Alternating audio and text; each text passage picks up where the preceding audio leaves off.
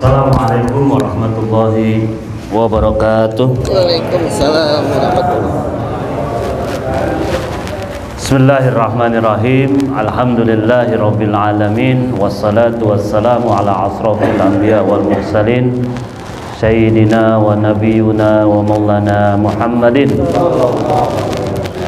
wa ala alihi wa sahbihi ajma'in, amma ba'du. Yang sama-sama kita muliakan guru kita Al-Mukarram Bapak Kiai Haji Irfan Zidni Wahab.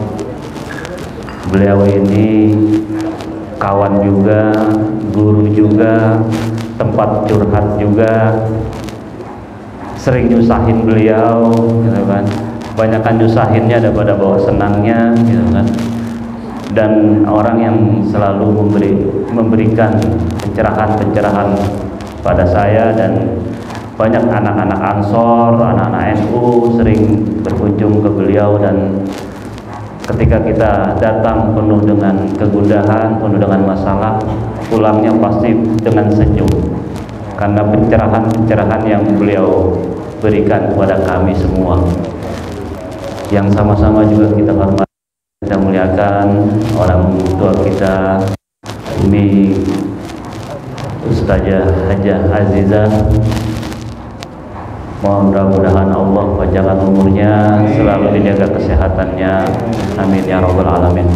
Bapak, Ibu, hadirin hadirat yang hadir pada malam hari ini, pertama tentu mari kita panjatkan puji syukur kehadirat Allah Subhanahu wa taala, karena kiranya dengan takdirnya malam ini alhamdulillah kita dapat bersilaturahmi di majelis yang mulia ini. Mudah-mudahan kehadiran kita di majelis yang mulia ini diberikan keberkahan oleh Allah Subhanahu wa taala. Salawat serta salam tak lupa kita haturkan kehadiran Nabi besar Muhammad sallallahu alaihi wasallam. Yang pertama, saya mengucapkan banyak terima kasih sudah diberi kesempatan untuk hadir di sini oleh Kiai Irfan Zidni. Beliau WA saya, kabari beberapa hari yang lalu. Saya bilang insya Allah saya datang. Insya Allah saya datang. Tapi memang mohon maaf waktunya, jadi datangnya ngepas-ngepasin pas waktunya majelis tadi. Pertama itu mengucapkan banyak terima kasih. Yang kedua tentunya mohon doa dari Pak Kiai, sahabat saya, mohon doanya, mohon arahannya, dan mohon selalu petunjuknya agar amanah yang diberikan kepada saya ini menjadi kebaikan buat diri saya, kebaikan buat keluarga saya, kebaikan juga buat agama dan nusa dan bangsa tentunya, amin ya rabbal alamin. Alhamdulillah Pak Kiai, per tanggal 17 kemarin itu genap 1 bulan saya dilantik menjadi Wakil Menteri Agama Republik Indonesia. Jadi saya dilantik tanggal 17 Juli 2023 menggantikan senior saya Bapak Haji Jainud Tauhid. Pas pelantikan jam 9 pagi, habis pelantikan saya langsung diajak oleh Pak Menteri Gus Yakut Khalil Kaumas untuk langsung serah terima jabatan di kantor kementerian.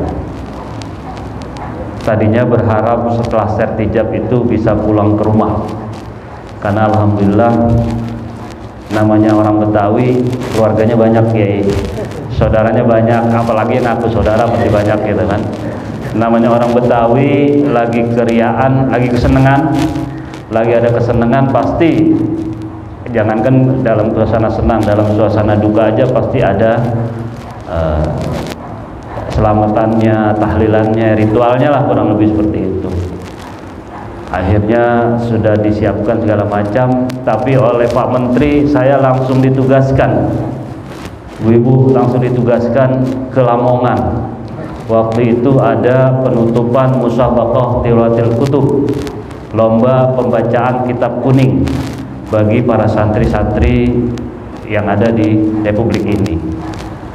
Akhirnya nggak sempat pulang ke rumah, sempat ziarah ke makam orang tua, terus sempat ziarah juga ke tempat Kiai Haji Muhyiddin Ishaq. langsung berangkat ke bandara. Akhirnya petasannya sampai hari ini nggak dibunyiin Kiai. Tadinya mau disambut sama petasan, sampai hari ini petasannya gagal dibunyiin karena habis pelantikan langsung berangkat ke Lamongan. Jadi mohon maaf kalau memang ada waktu yang tersita, kurang bisa memberikan respon yang cepat dalam sehari-hari. Jadi itu. Yang berikutnya, Bapak Ibu hadirin hadirat yang saya muliakan, tadi Pak Kiai membahas tentang Saiful Tauhid. Alhamdulillah saya udah punya Kiai, karena nama saya Saiful. Artinya saya punya pedang sendiri. Insya Allah apa yang tadi diajarkan oleh guru kita langsung kita bisa amalkan, termasuk dalam diri saya, karena nama saya kebetulan yang dibahas pada bab malam ini. Apa beneran, apa emang kebetulan, dan insya Allah saya yakin ini kebenaran, karena ini ngajinya kan udah bertahap gitu. Jadi nikmat sendiri buat saya pas saya hadir di sini yang dibahas bab tentang pedang tadi, as-saif. Walaupun nama saya adalah Saiful Rahmat, pedang, mudah-mudahan menjadi pedang pemberi rahmat. Bapak Ibu hadirin sekalian, Pak Kiai Haji Irfan Zidni, menjadi posisi hari ini tentu jauh dari bayangan saya pribadi. Saya masih sering kesini pakai motor, Bu Haji, mampir ke rumah Kiai gitu kan, pakai motor, kita datang ke sana, kita diskusi apa segala macam, kita mencari keberkahannya gitu kan. Tapi nggak sangka pertanggal 17 tadi Kiai sudah sampaikan bagaimana Allah memberikan nikmat yang begitu besar dalam diri saya pada hari ini. Dan lebih membanggakan lagi, hari ini saya menjadi salah pembantunya Pak Joko Widodo yang asli Betawi. Asli Betawi. Asli Betawi, Tulen gitu kan. Walaupun kampungnya udah banyak kegusur. Saya di Kuningan Barat, di Mampang Perapatan, belakang Ayam Goreng Suharti. Dulu di situ ada almarhum Kiai Haji Ali Sibro Malisi. Kampung Poncol namanya. Walaupun sebagian sudah kegusur karena memang lahannya yang cukup strategis, sehingga sebagian besar udah pindah ke Citayam, ke Cilodong, udah pada minggir lah anak-anak Betawinya. Alhamdulillah saya masih bisa ada di Jakarta. Kebetulan hari ini saya domisilinya di Cipete Selatan, nggak jauh sini. Cipete Selatan, nama kampungnya Kampung Sawah Barat, Sampang Barat. Jadi dari sini kurang lebih hanya 10 menit kalau naik motor. Gitu. Jadi inilah bagaimana kehadiran saya di posisi hari ini.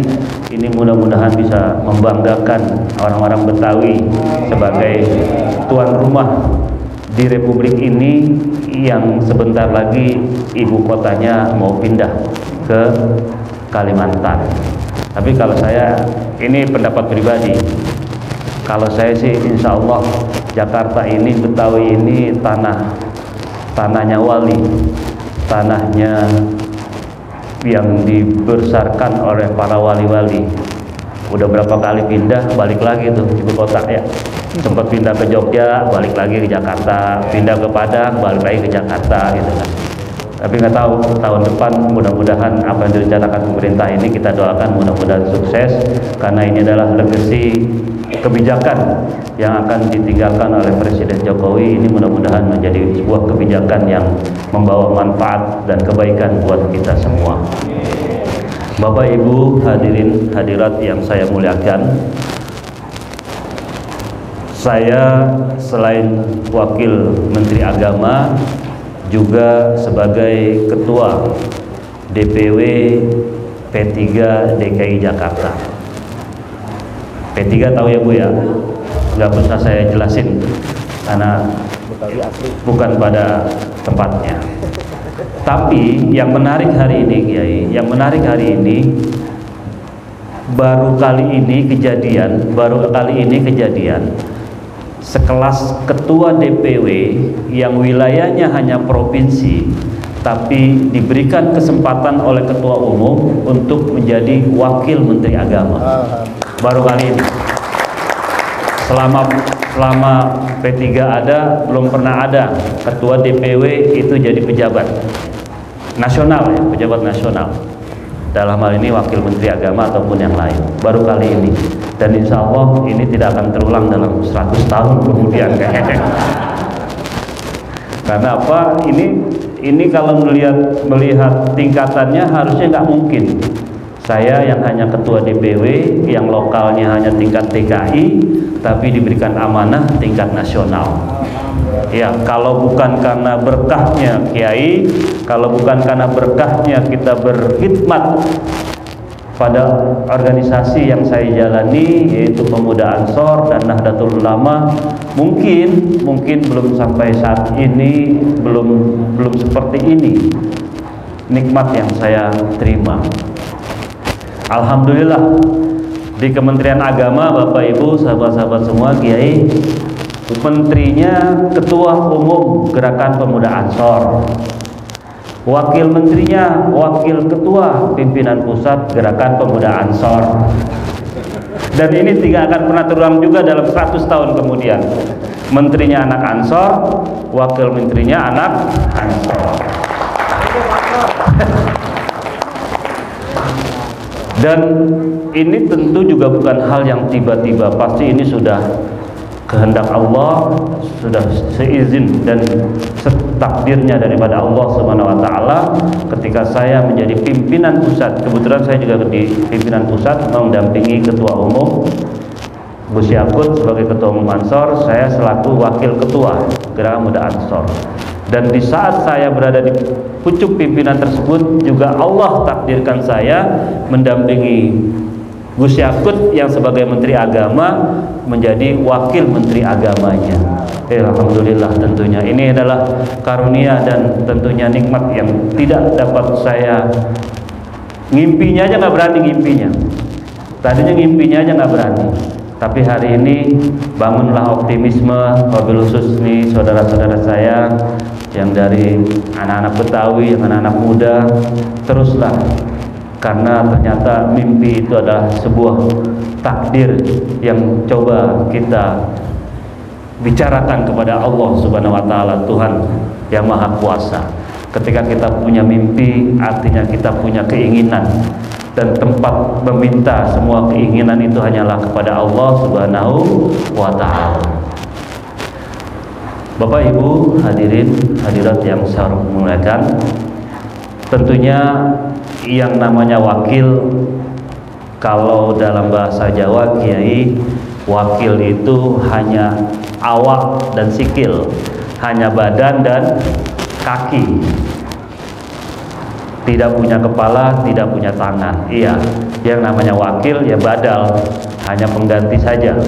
Tapi insya Allah saya, karena menterinya ini adalah ketua umum saya juga di Gerakan Pemuda Ansor, wakil ini hanya badan dan kaki, tapi kepalanya kepala menteri, tangannya tangan menteri. Alhamdulillah. Jadi kami sudah menyatu. Kalau dulu ada Hatta, duit tunggal, ada. Alhamdulillah. Jadi Allah kasih kemudahan, dan Pak Menteri sendiri yang menyampaikan seperti itu. Kami sudah, chemistry-nya sudah dapat. Sebelumnya waktu di Ansor, saya memang sering mewakili ketua umum Ansor. Mungkin Bapak Ibu hadirin hadirat sekalian, ketika beberapa tahun yang lalu, ketika terjadi polemik pembubaran salah satu organisasi yang hari ini sudah dibubarkan, sayalah orang yang diminta oleh Ketua Umum Ansor untuk mewakili pendapat Gerakan Pemuda Ansor terhadap peristiwa tersebut. Jadi kalau dulu ada juru bicara HTI, Hizbut Tahrir Indonesia, itu namanya Allah, Yusuf, apa lupa saya namanya, saya lupa. Ada juru bicaranya, Ismail Yusanto. Ada juru bicara HTI namanya Ismail Yusanto. Maka ada juga juru bicara anti HTI namanya Saifur Rahman. Kami sering Ibu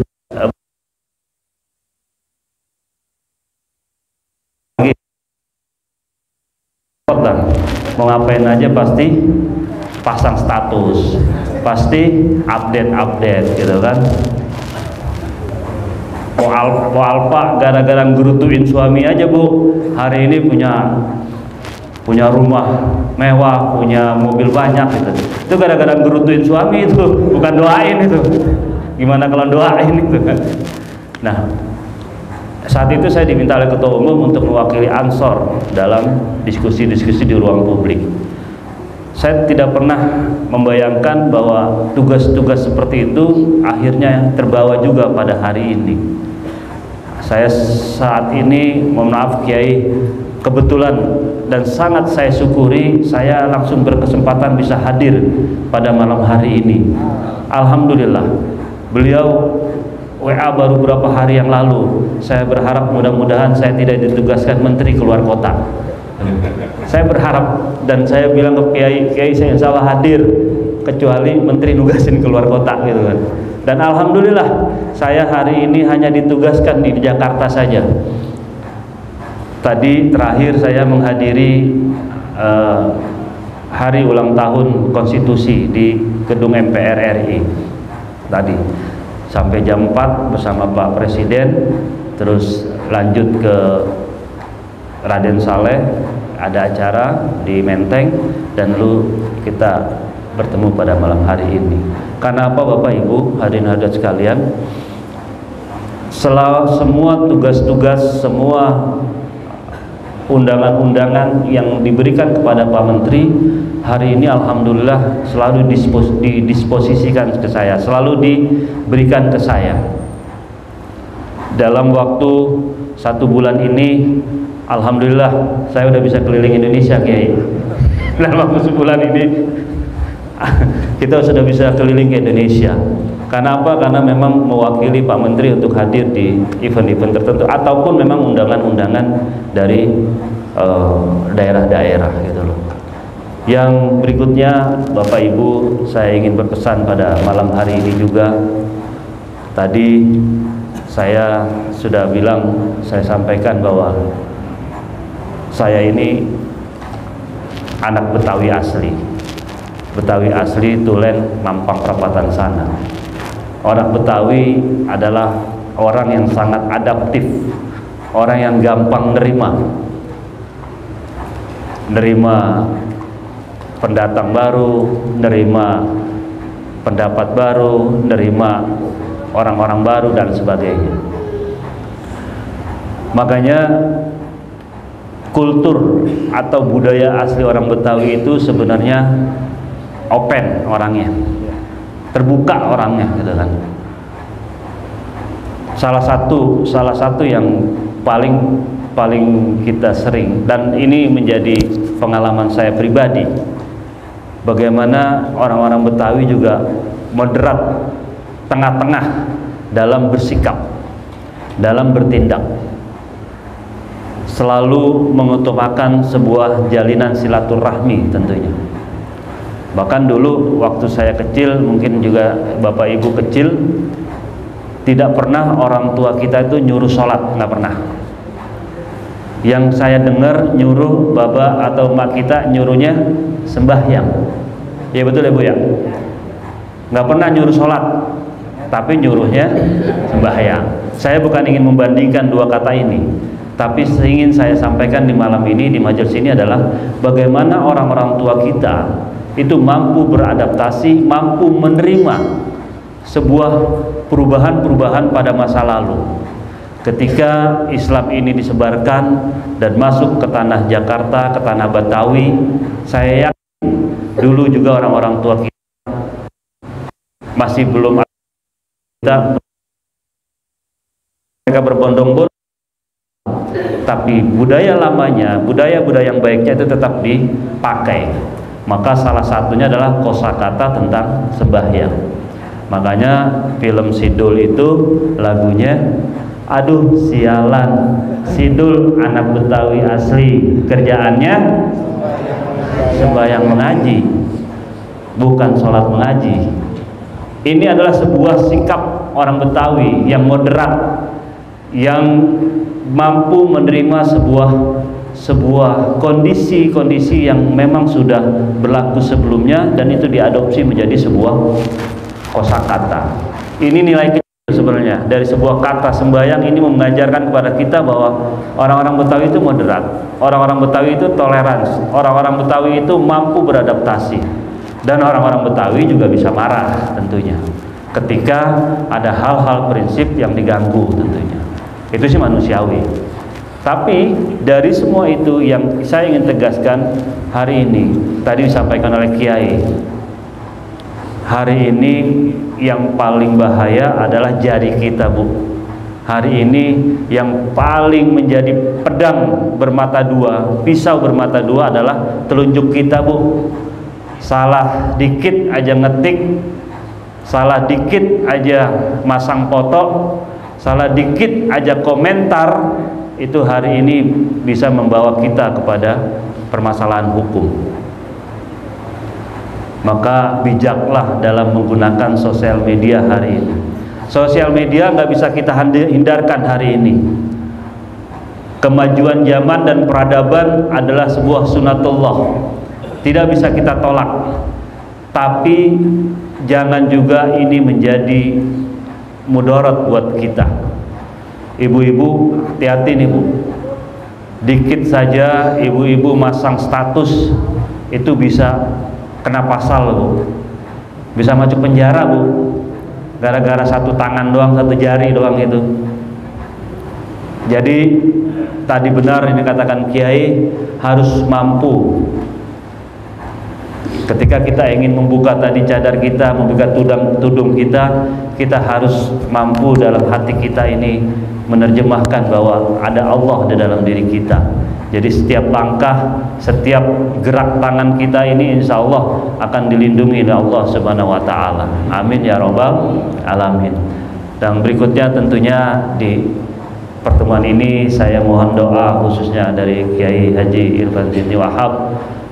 Mohon doanya, mohon selalu pencerahannya agar apa yang diberikan amanah dari Pak Presiden, Pak Jokowi kepada saya ini mudah-mudahan bisa saya sentaskan, bisa saya selesaikan dengan husnul khotimah, dengan menjadi kebanggaan wabil khusus kepada Pak Kiai, wabil khusus juga kepada jamaah yang hadir pada malam hari ini. Mungkin itu saja yang dapat saya sampaikan. Terima kasih atas kesempatannya. Tentunya jangan bosan-bosan Kiai untuk selalu mengundang saya, dan insya Allah saya akan selalu hadir di sini. Benar, saya ini udah sering ke sini, berapa kali ke sini, dan sempat diajakin ngantor di lantai 3 dengan beliau, gitu, untuk tapi karena saya kayaknya nggak cocok Kiai kalau ngantor gitu kan, nggak cocok kalau ada di apa namanya bisnis dan segala macam gitu. Mungkin memang karena saya cocoknya di gerakan, cocoknya di aktivis. Ya hari ini alhamdulillah kalau saya daftar ASN, kalau saya jadi pegawai negeri, mungkin hari ini saya baru jadi kepala Kemenak Jakarta Selatan kali, kalau lihat umurnya gitu kan, baru sampai sana.